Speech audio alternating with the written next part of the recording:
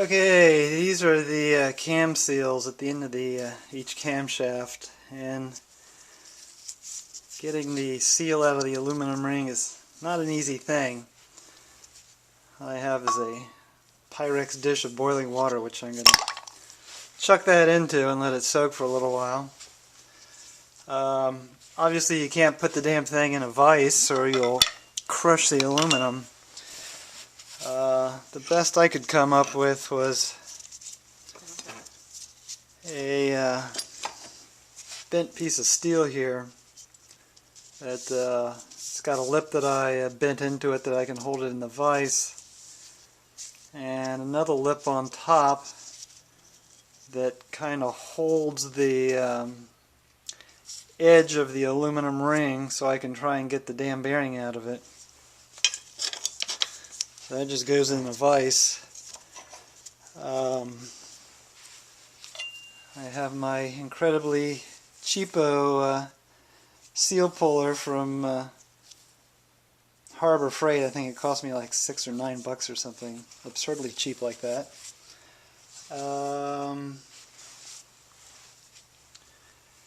And all I need is my soaked ring, and we'll see if we can pull it off here. Okay, I have my glove on so I don't burn my hand on the boiling hot ring here. Take my ring,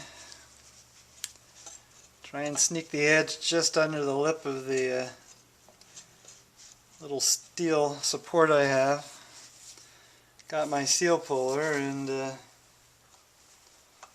see what happens here.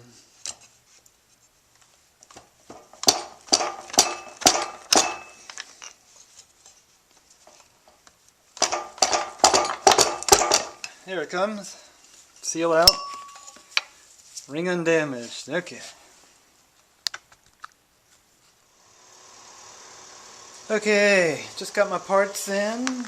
Now it's time to put my oil seals in the little circular cam oil seal holders. I've been cooking the aluminum rings in boiling water so they'll expand a little bit, and I'm going to put a dab of motor oil around the edge of the seal here. I got my glove on so I don't burn my hand with my toasty hot aluminum ring. I'm going to pop my ring out here. Get my oil seal properly lined up. Kind of get it started. Put it between two nice flat pieces of wood. Put it in my vise and squeeze it down.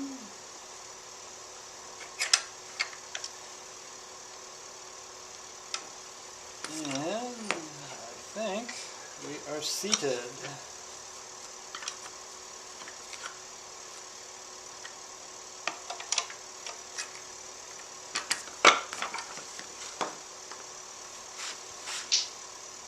Okay, oil ring is all the way down and seated. That's good. Interestingly enough, while experimenting around, I've discovered that my old tensioner wheel actually fits the oil seal here perfectly, so I can give it a little extra shove just to make sure it's all the way down. Again, I'm just using the vise here. Bingo. I noticed when I just did the board squeeze, although it got it flush, you could still see a little bit of a crack of space between the rubber and the aluminum inside. So doing the additional smush with the tensioner bearing did drive it all the way home. Okay, after cleaning carefully all the old liquid gasket stuff off the surfaces here, I've just put a thin coat now on of the new stuff. I have my camshaft, and with its new seal and rubber band O-ring on the back, it just slides on. And now I'm just going to set the camshaft in.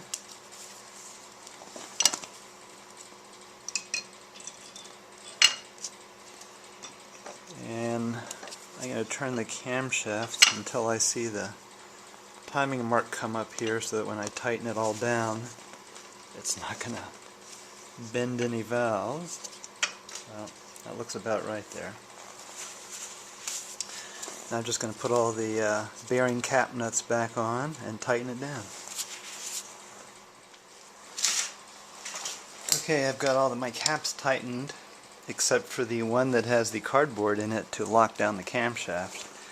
Now I'm just using a 19mm nut here to adjust my cam to get the angles, the two notches for top dead center lined up perfectly. And now I'm going to tighten down the cam cap.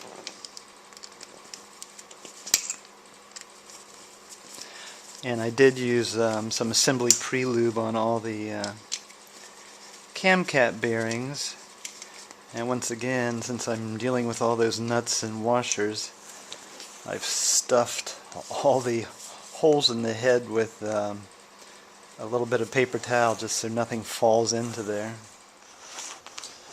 Okay, since I popped the front cover over the into the crankshaft there, I thought it was probably worth replacing this rubber seal. And to do that, I move my chain tensioner that's going to be replaced shortly out of the way. I used a heat gun and heated up the metal. And then, believe it or not, this is a lid off of a vitamin jar, plastic lid that fits perfectly into the slot of the seal.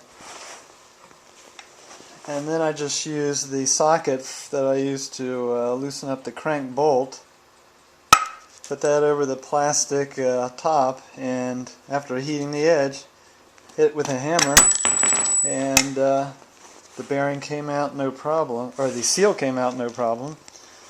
And then as soon as I get my new parts by mail, I'll be heating it up and hopefully getting the new one set in. Okay, now I'm going to try and put the oil seal in for the crankshaft that goes on the front cover here. I just used a heat gun to try and expand the hole a little bit. Put the seal in. I've got 1.5 inch socket that I had lying around conveniently. I'll take a big bar here and see if I can press it down here.